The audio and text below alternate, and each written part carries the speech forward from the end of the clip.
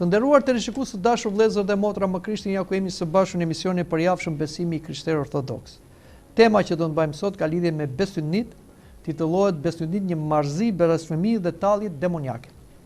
Mund themi se njeriu bashkëkohor i shkolluar buret sot se po jeton në shekullin e dritës të kibernetikës, të teknologjisë artificiale dhe të civilizimit modern. Ai po përpiqet të njohë të zotërojë gjithë universin, pra të ketë atë që quhet dhe sot lufta e yjeve, po ndërkohë ky njeri modern, i shkolluar, i fuqishëm, është nështruar nga besynit dhe frikërat e palogjikshme, të cilat janë të justifikueshme vetëm tek popujt e paqytetëruar dhe primitiv, ignorant, që nuk i dinin ligjit dhe fenomenet e natyrës, nuk e dinin natyrën e kafshëve dhe të sendve, dhe prandaj binin në besyni. Kuptimi i fjalës besyni në kontekstin përshkrues është një shprehje gjuhësore që vjen nga një ndjesi zakonisht të përçmuese për besimin në një natyrë të parësyeshme dhe që mund të ndikojë në veprimtarinë dhe sjelljen e përvlerësuar të personave besnyt në jetën e tyre. Prandaj besynia është një besueshmëri e parësyeshme se ngjarjet e së ardhmes ndikohen nga sjelljet veçanta ose nga fenomenet natyrore, gjallësa apo sende, pa pasur ndonjë lidhje të logjikshme shkak pasojë mes tyre. Shpesh besynia lidhet me mangësinë e arsimimit laik dhe klasifikohet si ignorancë apo dhe marrëzi, por kur kemi dhe mungesën e arsimimit fetar, kjo lind pastaj besynin, erezin dhe blasfemin.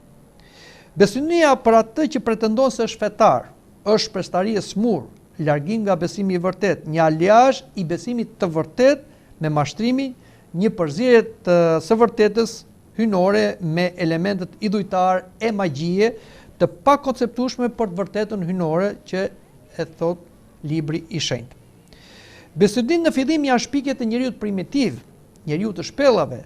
Njeriu primitiv për shkak të ignorancës së tij për elementet e natyrës dhe nga frika për tyre shpiku shumë besyni. Në fillim ata shikonin këto gjëra si të frikshme dhe besynit ishin dhe të frikshme në të vërtet. Për shembull, njerëzit e parë, nga që mendonin se kafshët kishin fuqi mbi natyrore, kërkonin ta hanin për së gjalli zemrën e kafshës ose mishin e kafshës ose të pinin gjakun e tyre, sepse kishin një besynni që kështu do të bëheshin si kafshët. Kjo është arsyeja për shembull që ata edhe bënin tatuazh në trupin e tyre me fytyrat e kafshëve ose visheshin si kafshët e egra. Për shembull, nëse ne lexojmë tek Iliada, tregohet për mitin e Akilit që pretendonte se ai hante mish luani që kështu të bëhesh i fortë si një luan. Por kemi edhe raste tjera më makabre të besynive ku njerëzit pinin dhe gjakun e armiqve të tyre, që kështu mendonin se do të merrnin fuqinë e armiqve të tyre dhe ata do ishin të pamposhtur. Pra, kemi besynit të frikshme dhe makabre dhe gjithçka ishte pjesë e ignorancës dhe ignoranca sjellte edhe besyni. Por përveç besynisë të tilla, kemi dhe besyni nga fenomene natyrore, si rrofeja, bubullima, tërmetet apo zjarret, që primitivët i shikonin si zemërimet të zotave ose si vetë zotat, dhe kështu gjenin forma të ndryshme për t'i marrë me të mira perëndit e zemëruara, me dhurata, sakrifica, madje dhe njerëzore, dhe me forma të tjera alternative për të shmangur të keqes, në mënyrë që ajo të mos binte tek njerëzit, por as me objektet e tyre, por të binte gjetiu. Kështu ka lindur edhe shpreha besyte, kur ne, për shembull, dëgjojmë një lajm të keq ose bie një rrofe, themi rënd në gur e në dru. Megjithatë, këto frikëra dhe këto forma vetmbrojtje të përdorura nga primitivët, me zhvillimin e dijes janë treguar të palogjikshme dhe jo efikase. Por çuditërisht njerëzit, edhe pse sot janë të shkolluar, ne mund themi se sot pothuajse gjithë njerëzit edhe në vendin tonë janë të shkolluar me detyrim, flasim për arsimimin fillor dhe të mesëm, përsëri vazhdojnë të kenë frikëra, paranoja dhe mënyra mbrojtje nga e keqja në formë besyte.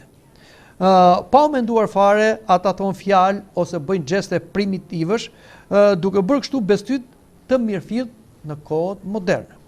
E gjithë kjo situatë, edhe pse është marrëzi dhe qesharake, është dhe tragjike, është shumë serioze, sepse besynia lidhet me magjin, duke pasur të njëjtin parim si magjia homeopatike, Pra e ngjashmja vepron me të ngjashmen, pra e keqja del me të keqen, ose e mira me të mirën. Që nga lartësia njerëzit që vunë logjikën në punë e kundërshtuan besëdin. Për shembull, Plutarku, shekulli i 2 pas Krishtit, edhe pse ai nuk ishte i krishterë, pra ishte një pagan, thotë se besëdit janë pasion që lind nga gënjeshtra. Ndërsa Hipoliti, autori vjetër kishtar, flasim në shekujt e parë pas Krishtit, thotë se besëdit shkaktojnë më shumë të qeshura se sa kureshtje për t'i studiuar. Por më qartë, kundër besëdnive ka folur Solomoni, njeriu më i urtë në botë, dhe ai pati ndriçimin nga Perëndia për të njohur shumë nga dijet njerëzore dhe misteret e kësaj bote fizike. Ai thot në librin e urtësisë, vërtet të pa kuptim për natyrë ishin të gjitha ata njerëz që nuk e njohën Perëndin. Nga njohja e të mirave që shihen nuk ja dolën ta kuptojnë atë që është, që duke parë veprat nuk e njohën mjeshtrin, Zotin, por zjarin, erën, ajrin e holl, kupën qellore, ujin ose dritdhënësit e qiellit i mbajtën për zota, zotrues të botës.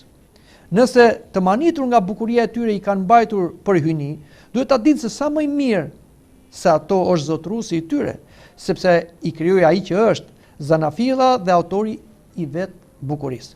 Nëse i ka habitur fuqia dhe veprimtaria e tyre, duhet kuptojnë se sa më fort se ato është ai që i krijoi, sepse prej madhërisë dhe bukurisë së krijesave mund të njihet me krahasim krijuesi i tyre. Por të tillët nuk meritojnë vetëm një qortim të lehtë, ndose ngabojnë duke kërkuar Perëndin, sepse dëshirojnë ta gjejnë duke jetuar në mes të veprave të tij, mundohen t'i deportojnë dhe i besojnë pamjen së jashtme, pasi sendet që shohin janë të bukura. Por mjerisht, as ta s'mund të arsyetohen, nëse qenë të aftë të shfaqin dijen deri aty sa të shqyrtojnë gjithësinë. Si vallë nuk e patën më të lehtë të zbulojnë krijuesin e gjithçkaje, por të mirët janë ata që shpresojnë në gjëra të vdekura dhe që i mbajnë për zota veprat e duarve të njerëzve, argjend të punuar me mjeshtri, figura kafshësh, gur të pavlerë, të gdhëndur me dorë mjeshtrore. Pra, Solomonin na thotë që njeriu duhet vëj në punë logjikën dhe duke vënë në punë logjikën dhe duke parë këto vepra të krijuara, ai patjetër duhet ta çojë mendjen te krijuesi.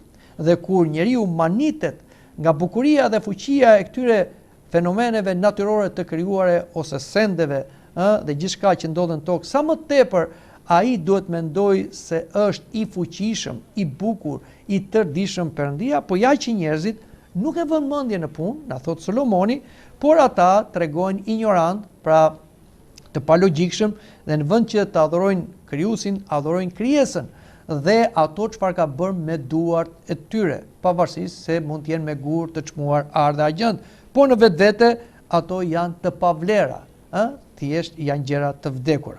Kështu pra, besënia nuk është vetëm një marrëzi njerëzore, por është një tridh diabolik. Është Satani, ati i gënjeshtrës, si na thotë dhe Zoti Krisht, që së bashku me demonët shpiku dhe injektoi te njeriu primitiv helmin e besënisë. Dhe sot ja injekton njeriu modern, atij që nuk e vën mendjen në punë, me qëllim që t'i mbajë njerëzit të kapur nga frika dhe ankthi i fatkesive, duke mos e lejuar të besojnë në providencën hynore. Kështu njeriu e shndron në djalli, pra e shndron në fatalist ignorant, prandaj besënia është një fyrje tragjike e dinjitetit njerëzor i krijuar sipas ikonës së Perëndisë. Sepse ai që beson në besënit, ai pushon se qenë një qenie e arsyeshme. Pikërisht për këtë arsye duhet largohemi prej këtyre gjërave të kota me neveri, sepse ato jo vetëm na degradojnë si qenie mendore, por dhe na bëjnë armiq kundër Zotit dhe na sillin dënim. Kështu apostulli Pavli u drejtohet kombeve të pabes dhe besyt duke thënë: sepse zemërimi i Perëndis zbulohet nga qielli për çdo pabesi dhe padrejtësi të njerëzve që mbysin të vërtetën në padrejtësi. Meqense ajo që mund të njihet prej Perëndis është bërë e dukshme ndër ta, sepse Perëndia u ka shfaqur atyre në faktot, cilësitë e tij të padukshme, fuqia e tij e përjetshme dhe hynia e tij, që nga krijimi i botës, duke qenë të dukshme nëpërmjet veprave të tij, shihen qartë me qëllim që ata të jenë të pafalshëm. Sepse megjithse e njohën Perëndin, nuk e lavdëruan, as e falendëruan si Perëndi, përkundrazi, u bën të pamend në arsyetimet e tyre dhe zemra e tyre pa gjykim u ersua. Duke deklaruar veten të urtë u bën të marë, e ndryshuan të vërtetën e Perëndisë në gënjeshtër dhe adhuruan e i shërbyen krijesës në vend të krijuesit që është i bekuar për jetë amin. Dhe meqense nuk e quajtën të vlefshme ta njihnin Perëndin, Perëndia e dorëzoi një mendje të çoroditur për të bërë gjëra të pahishme. Dhe këtu kemi edhe besynin dhe idhujtarin. Kështu pra, le ta vëmë mendje në punë dhe të çmontojmë disa nga këto besyni që njerëzit vazhdojnë t'i besojnë edhe sot e kësaj dite, edhe të friksohen për tyre, edhe pse dija është shumë e madhe. Le të flasim për një besyni që është, si them, barë botrore në lidhje me macën e zezë. Macët janë kafshë shtëpiake që njerëzit e lashtë i kanë parë si dobishme dhe fatësjellse. Në Egjiptin e lashtë, edhe macët e zeza konsideroheshin shenjë të perëndive dhe nderoheshin si të shenjta. Ato paraqiten shpesh në hieroglifet egjiptiane, për shembull perëndesha Bastet shpesh paraqiten me një fytyrë macë të zezë. Prandaj për egjiptasit ato si një fat dhe mbrojtje. Edhe romakët e lashtë besonin se maca e zezë si të fat të mirë. Kjo ishte besynia që kishin njerëzit për macet e zeza, ishte një besyni pozitive, mund të themi, në thonjza. Por besynia negative për macën e zezë filloi kryesisht në mesjetën evropiane, flasim për shekullit 12 edhe 17. Periudhën në cilën nisi lidhja e maceve të zeza me shtrigat, magjit dhe demonët. Ngjyra e zezë filloi të shihej si simbolit të keqes dhe u tregua ideja se shtrigat mund të shndroheshin në macet zeza gjatë natës. Kjo besyni u para fuqishëm në Evropë dhe më vonë në kolonitë amerikane, flasim shekulli i 16 dhe 17, ku macet e zeza zakonisht konsideroheshin prova të magjisë së zezë. Dhe kush mate një macë të zezë, shpesh akuzohej dhe dënohej si shtrig, si ndodhi për shembull në Salem, siç ishte dhe historia e shtrigave të Salemit ose gjuetia e shtrigave. Gjatë murtajes së zezë në shekullin e 14, njerëzit fajsuan macet sikur ato ishin shkaktare të sëmundjes, ndërkohë që e vërteta është se murtajen nuk e parapin macet dhe nuk ishin macet shkaktare, por ishin mbretësit kryesisht mit. Kështu lindi miti dhe besynia e macës së zezë që sjellin ters, fatkesi, apo që sjellin atë që themi të keqen, po të dolën përpara në rrugë. Edhe pas shekullit 18, pra ku njerëzit filluan t'i kthehen shkencës, besynia ndaj macave të zeza, flasin, filluan të zbuten, por fatkeqësisht ndaj macave të zeza është kryer një lloj genocidi i padrejtë, sepse të shkretat janë akuzuar dhe vrarë si shkaktare të së keqes, madje edhe kur thjesht kalonin në rrugën e tyre. Ajo që të bën të qeshësh, por dhe qash, është se edhe sot, megjithëse njerëzit tham janë shumë të shkolluar, madje edhe me studime në universitete elitare në botë, kur shohin një macë zezë rrugës, friksohen, panikosen, ndalojnë e shikojnë nga të kalojë macja dhe nëse ajo ju pret rrugën, kthehen pas dhe zgjedhin një rrugë tjetër. Kjo, të dashur të krishterë, nuk është një sajes, është një realitet.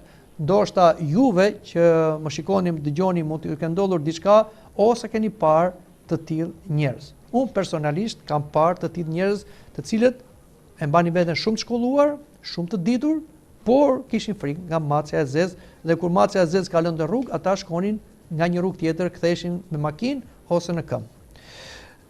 Disa mund të thonë se neve na ka ndodhur vërtet një fatkesi, për shembull një aksident, pikërisht pasi na preu rrugën një macë e zezë. Por si ta shpjegojmë këtë situatë? Së pari duhet pranojmë me logjikë se kur një macë kalon në rrugë, është ajo thjesht po kalon në punën e saj. Pra nuk ka lidhje fare me ato çfarë mund na ndodhi ne më pas. Së dyti, nëse na ndodh diçka e keqe pasi kemi parë një macë të zezë, kjo nuk ka as pak lidhje me macën, por me besynin ton, frikën dhe komandën që japim vetes. Në këtë rast ndodh ajo që psikologjia quhen placebo, pra do me thënë, ajo që ne kemi frikë, ajo edhe na ndodh, sepse ne, si them, e kontrollojmë veten tonë me anë të mendimeve të frikës, për shembull se kalojmë macja zezë dhe patjetër tani do na ndodhi një gjë e keqe. Pra, atyre që kanë frikë ndodh ajo që kanë frikë. Ose nga ana shpirtërore, ne mund ta shpjegojmë këtë si një skenar të padukshëm të djallit, i cili kur sheh se njerëz të tillë pranojnë qoftë edhe pak besyni dhe friksohen me këtë frikë të paarsyeshme, si ajo e macës së zezë, dhe kështu bëhen fatalist, duke mohuar providencën hyjnore që është i kudondodhur dhe që përkujdeset për jetën tonë. Atëherë djalli merr leje nga Perëndia dhe kërkon të futet në jetën tonë. Pra bën skenarin e tij. Kështu mund të krijojë situata të vështira, një aksident ose diçka të pazakontë dhe pastaj na ngulit në mendjen tonë mendimin se ja, tani që doli macja e zezë, ty të ndolli kjo gjë e keqe. Kjo përvojë negative, megjithse është e palogjikshme, më pas shndrohet në një fiksim dhe madje amplifikohet edhe nga tregimet e njerëzve të tjerë që kanë pasur pothuajse të njëjtën përvojë. Në këtë mënyrë futemi në rrethin vicioz të talljes demoniake dhe po të na hapet perdja, ne do të shikonim demonët të cilët na qeshnin dhe përqeshnin secilin prej nesh me sarkazëm diabolike, se ne u friksuam nga macja e zezë dhe pranuam gjithë lojën e djallit. Se sa e kot është besynia e macës së zezë tregon nga fakti se në disa vende të botës ka koncepte të ndryshme, madje dhe pozitive në lidhje me macën e zezë ose kur macja e zezë të pret rrugën. Për shembull, ne thamë që egjiptasit, romakët e lashtë e nderonin macën e zezë, por dhe sot në Skoci macja e zezë shihet si fatësirëse. Besohet se kur hyn në shtëpi si begati dhe mirëqenie. Në Japoni, macja e zezë konsiderohet fatësirëse për beqarët, sepse besohet se tërheq një partner të mirë. Në Britaninë, ti dhurosh një nuse një macë zezë shihet si shenjë që martesa do të jetë e lumtur. Ndërsa në Gjermaninë e Jugut, rëndësi ka drejtimi nga kalon macja. Nëse kalon nga e majta, në të djathtë besohet se si ters, por nëse kalon nga e djathta në të majtë, konsiderohet shenjë e fatit të mirë. Prandaj, a e kuptoni çfarë ndodh? Disa njerëz kanë frikë macën e zezë, disa njerëz që janë njësoj njerëz, jetojnë në të njëjtën botë e kanë për mirë macën e zezë. Prandaj këto gjëra nuk kanë logjik. Duke vënë logjikën në punë, duhet shirohemi nga çdo besyni si ajo e keqe, si ajo e mirë që lidhet me macën e zezë një herë e përgjithmonë. Ajo është thjesht një kafshë e zbutur nga njerëzit dhe tepër e dobishme për mbarvajtjen e banesës, sidomos të largimit të brezve dhe të zvarranikëve. Nëse kemi besuar te besynit dhe kemi rënë viktime tyre, atëherë si besimtar është e drejtë i kërkojmë falje Zotit. Si të krishterë, një besim i tillë duhet si të krishterë që mund të jemi, ne jo vetëm thjesht duhet i kërkojmë falje Zotit, por ne duhet kryejmë edhe misterin e pendim rrëfimit, sepse duke treguar bestyt, për shembull tek macja e zezë, ne kemi mohuar Zotin dhe atëre duhet të kryejmë misterin e pendim rrëfimit por edhe u të ushtrojmë vetë praktik që të largohet gradualisht ky mendim i frikshëm për macën e zezë. Për shembull, nëse macja e zezë të del në rrugë, atëre e ndjen mendimin që të shigjeton, për shembull është ters dhe thot largohu, ktheu mbrapsht, atëre me besim le të bëjmë shenjën e kryqit dhe të ecim përpara. Kështu do fitojmë përvojën se macja e zezë nuk është ters. Por edhe në qoftë se kemi mundësi, për shembull, ne mund ta ndryshojmë të gjithë mitin e macës zezë për vete dhe për tjerët, mund mbajmë një macë zezë, mund të kujdesim për të, mund ta ushqejmë këtë dhe kështu të krijojmë pozitivitetin për macën e zezë, macën e bardhë dhe çdo lloj mace që tjetë, që ditë janë njësoj dhe janë kafshë që i shërbejnë njeriu. Prandaj të dashur të krishterë, le të shirohemi nga këto lloj besynie dhe një ndër besynitë që thamë që njerëzit e kanë shumë të fiksuar është macja e zezë. Por le të flasim edhe për diçka tjetër që për shumë njerëz në shumë kultura dhe shumë vende shikohet si ters. Le të flasim për ditën. Disa njerëz për shembull e shikojnë ditën e martë, e shikojnë si fat të keq. Për shembull në vendet e Ballkanit, e marta shikohet si ditë tersi dhe njerëzit përpiqen të mos nisin një punë të rëndësishme apo të organizojnë një event si hapja një rruge të re, nisja e ndërtimit, prerja e flokëve, nisja e udhëve të gjata, fejesa, martesa e tjera, nuk mund të bëhen ditën e martë thonë ata, sepse është një ditë tërsi dhe sjell fat të keq. Pse është kjo besëni? Le ta çmontojmë. Kjo ka të bëjë me një ditë të javës, të cilat janë njësoj ditë si ditë e tjera në kalendar, por dita e martë ka të bëjë dhe me një kujtim të hidhur në Evropën lindore. Ka të bëjë me ditën kur në sundimin osman perandoria 1000 vjeçare e Bizantit. Konstantinopoli, kryeqyteti i Bizantit, u pushtua në ditën e martë, më 29 maj të vitit 1453 nga Sultan Mehmeti II i njohur si Mehmeti Pushtuesi. Kjo martë u quhet e Marta e Zezë dhe mbeti në traditën popullore të krishterëve si ditë fatkeqe kur u pushtua Konstantinopoli. Kuptohet, nuk ishte dita që silte fat të keq, por ishin mëkatet e bizantinëve, si herezia, blasfemia, kurvëria dhe lakmia që bën që providenca hyjnore të lejonte pushtimin e qytetit nga Osmanët. Ndryshe, ata nuk do ta kishin pushtuar Konstantinopolin.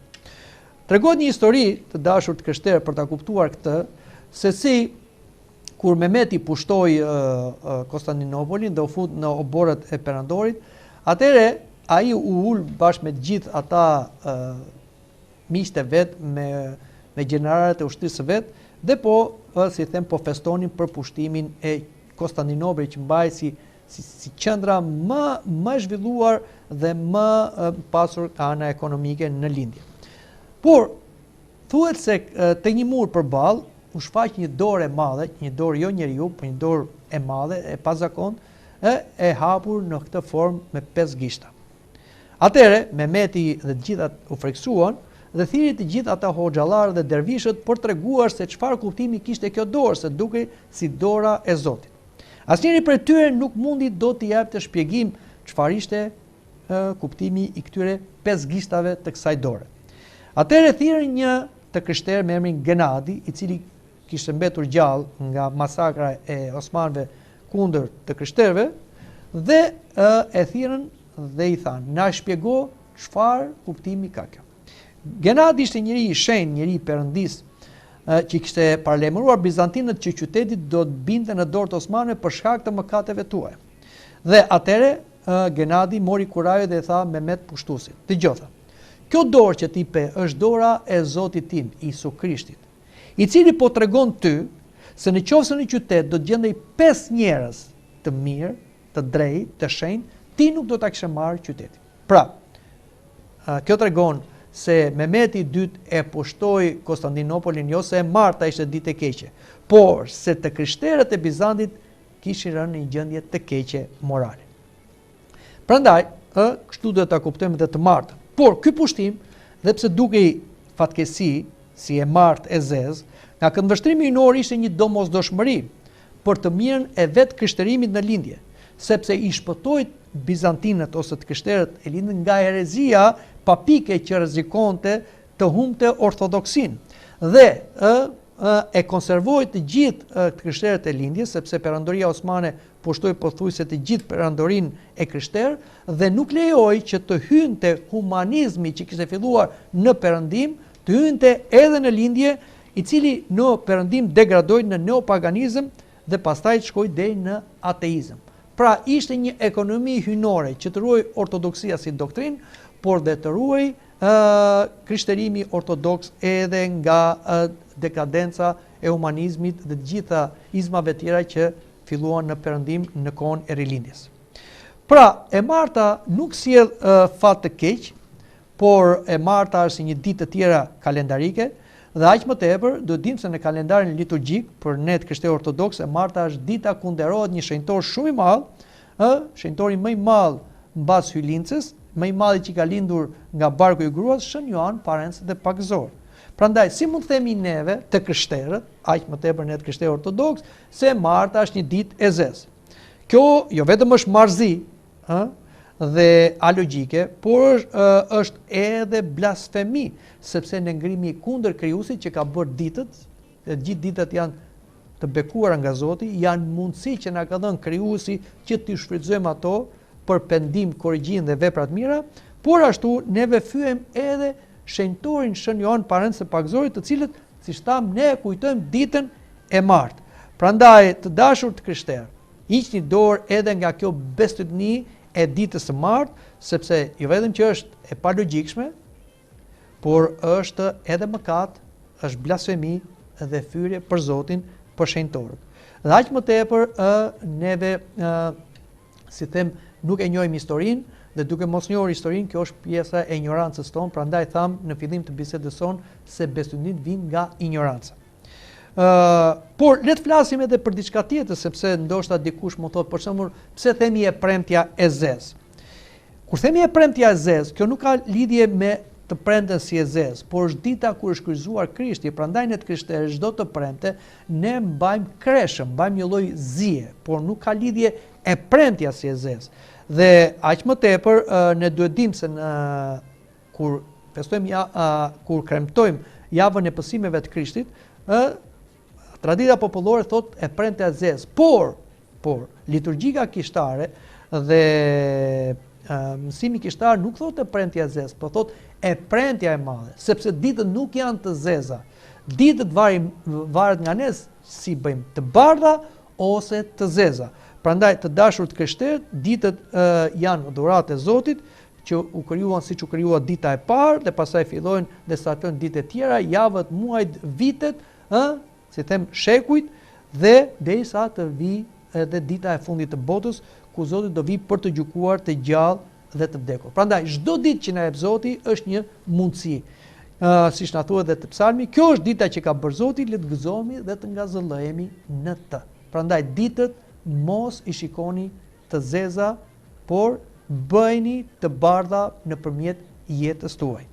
Le të flasim tani edhe për besëdnin të objektet fatkeqe. Një ndër më të parapurat besëdni që mendohet se sjell fatin e keq është pasyra e thyer ose këmba e majt, dhe ai që sjell fatin e mirë është ajo që varet nga vargu i hurdhrave ose nga patkoji.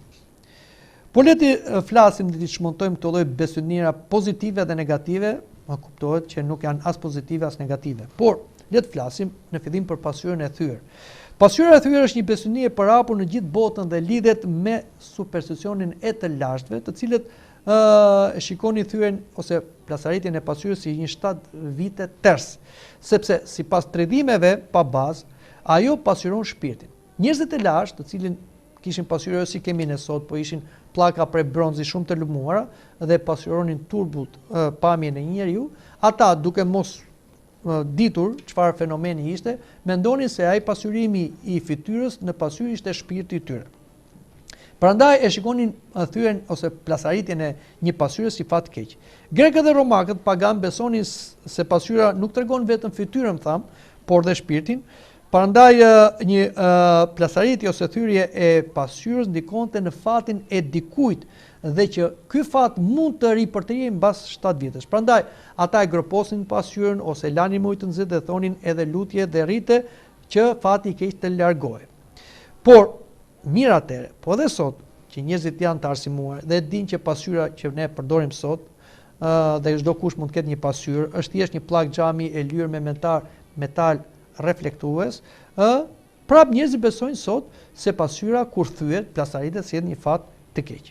Shkenca e teologjisë na mëson se shpirti është jo material dhe nuk ka lidhje me asnjë objekt material, ku mund të burgoset ose të pasyrohej, mund të ta pasyroj vetëm trupi i njeriu.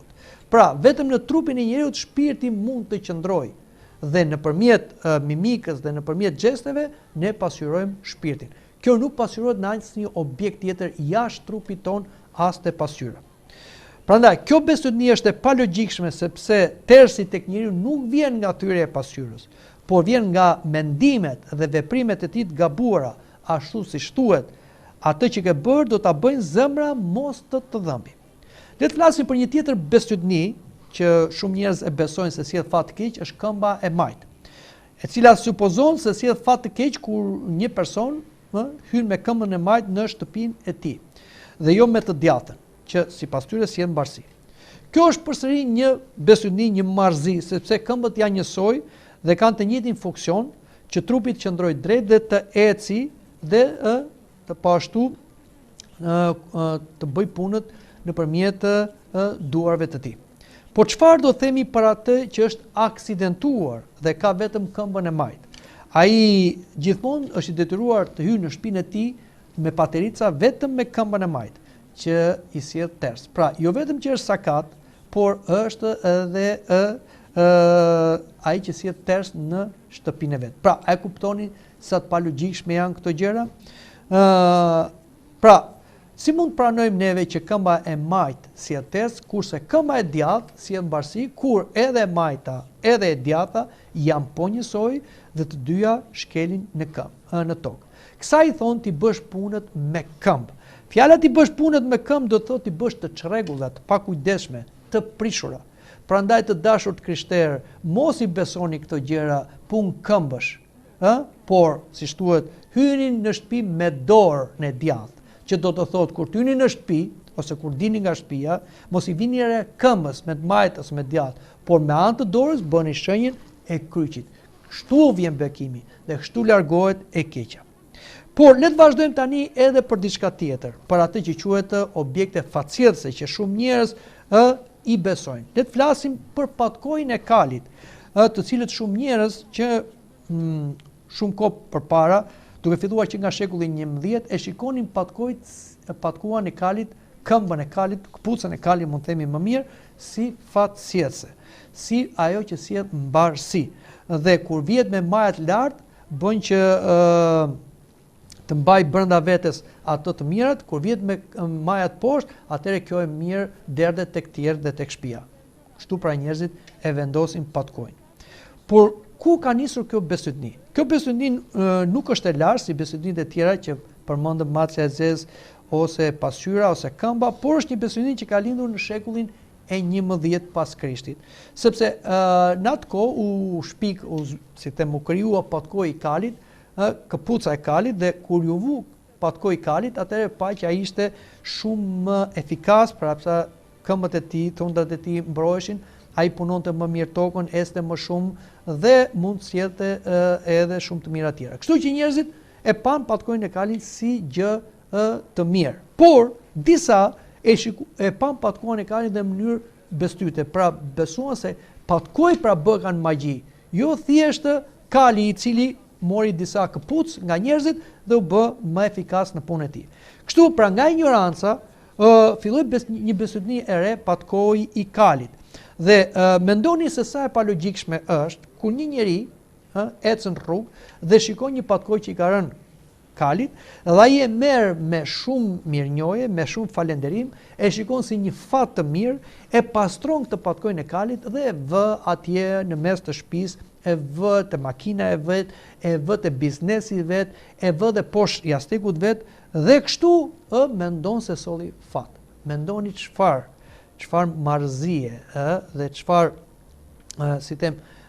gjë qesharake është të shikosh një shtëpi luksoze, dhe ku mendohet se aty njerëz të shkolluar, të arsimuar, njerëz të ditur, shikojnë që aty në derë ka një patkoj kali, ose një makinë moderne, të teknologjisë lartë me një patkoj kali. Pra, mendoni çfarë ndodh? Atë që është një gjë e parëndësishme, që i ka rënë kalit, njerëzit e quajnë si gjë të vlefshme dhe facjellëse. Prandaj është qesharake për ne, për shembull, nëse ne do shikonim kalin që do gjenden rrugë këpucën tonë dhe do ta shikonte si facjellëse për ta vërë në qafë. Të gjithë ne do qeshnim me kalin. Po kali është kal dhe është i palogjikshëm. Po sa të palogjikshëm se sa kali bëhen të gjithë ata të ashtu quajtur njerëz, aq më tepër ata që quhen besimtar, kur gjejnë patkojën e kalit dhe e marrin dhe e vendosin si facjellëse. Kjo është një marrëzi.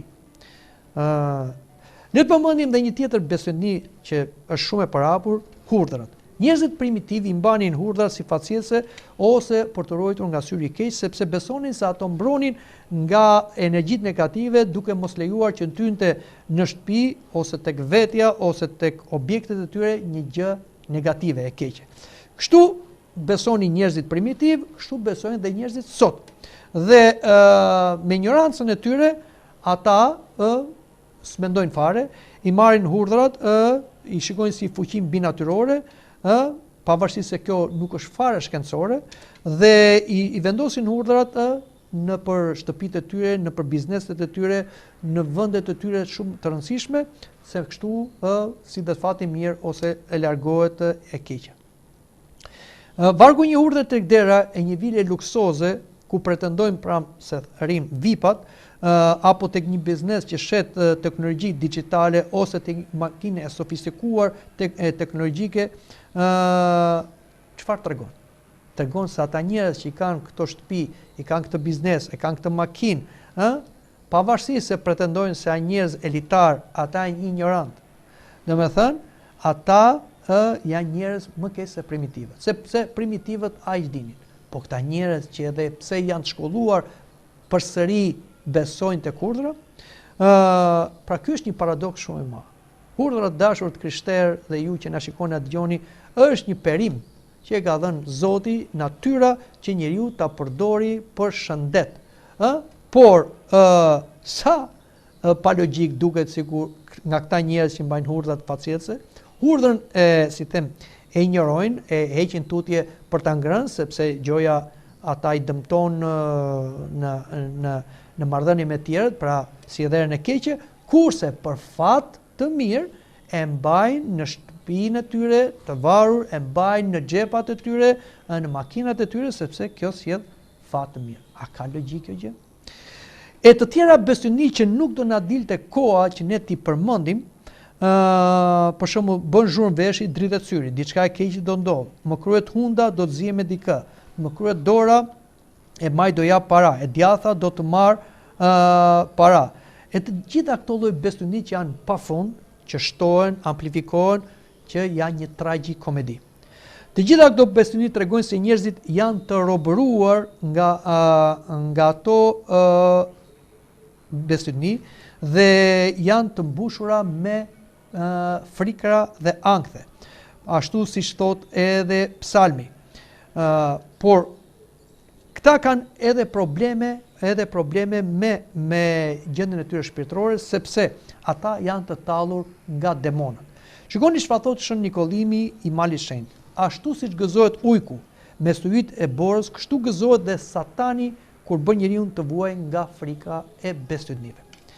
Besynit të çdo lloj forme janë grepat të dyra të djallit, që jo vetëm i gënjen njerëzit, por edhe i kap si peshq budallënj në grepat e tyre për t'i pjekur pastaj në flakët e ferrit, bashkë me mëkatarët e papenduar, sepse Zoti na tregon tek zbulesa, kurse për frikacakat, dhe të pabesët, dhe të neveritshmit, dhe vrasit, dhe kurvërusit, dhe magjistarët, dhe idhujtarët, dhe të gjithë gënjeshtarët, pjesa e tyre do të jetë në liçenin që digjen me zjarr dhe squfur, që është vdekja e dytë. Pra, të gjithë kontingjenti i mëkatarëve që do digjet në ferr, që janë viktima të djallit, janë edhe idhujtarët, dhe këtu flasim edhe për ata që besojnë te besynia, sepse besynia është një idhull, dhe gënjeshtarët, të gjithë ata që besojnë në besyni janë gënjeshtarë. Prandaj, edhe ata, edhe pse besojnë në gjëra të tilla që mund thonë që ne besojmë për veten tonë, nuk i bëjmë keq askërkujt, ata dënohen nga Zoti, sepse ata mohojnë Zotin, blasfemojnë, gënjejnë veten, gënjejnë të tjerët dhe pranojnë të tallen dhe të skallërohen nga djalli. Prandaj, Zoti u thot besimtarëve të vërtet: dilni nga mesi tyre dhe ndauni prej tyre, thot Zoti, dhe mos prekni asgjë të ndyrë, dhe unë do ju pranoj, dhe do të jem si një atë për ju dhe ju për mua si bijtë dhe bijat, thot Zoti i plot fuqishëm. Kështu pra, të dashur të krishterë, le të heqim dorë nga këto besyni. Në qoftë se i kemi të mësuara ose i kemi të fituara gjatë jetës, ti kërkojmë falje Zotit, ti rrëfejmë si mëkate dhe ti kundërshtojmë me besim, me shenjën e kryqit dhe mbi gjitha me logjik. Si pas parimit shkak pasoj. Dhe gjithë jetën tonë ta vëmë në providencën hynore, në lutjen, në besimin dhe në punë të mira. Po bëm punë të mira, e mira do vi.